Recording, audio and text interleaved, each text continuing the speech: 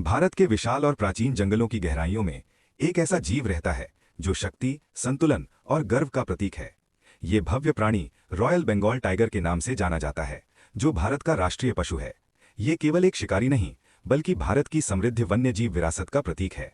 Tiger आत्मविश्वास और मौन अधिकार के साथ चलता है। इसके हर कदम में सम्मान झलकता है। जब ये घने जंगलों के रास्तों से गुजरता है तो पूरा जंगल इसकी मौजूदगी को महसूस करता है।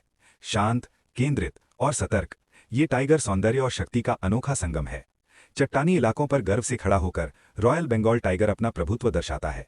इसका शक्तिशाली शरीर और तीखी नज़र हमें याद दिलाती है कि इसे जंगल का राजा क्यों कहा जाता है। जंगल की बहती नदियों के पास टाइगर प्रकृति के साथ गहरा रिश्ता साझा करता है।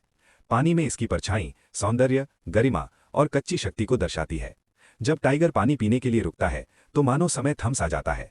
उस क्षण में हम शक्ति और शांति के पूर्ण संतुलन को देखते हैं।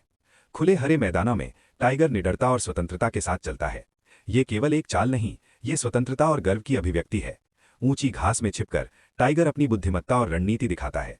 शांत, धैर्यवान और सटीक, यही एक महान शिकारी की असली पहचान है। जैसे ही सूरज ढलने लगता है, सुनहरी रोशनी टाइगर की आकृति को घेर लेती है। ये दृश्य अविस्मरणीय बन जाता है, जो शाश्वत शक्ति का प्रतीक है।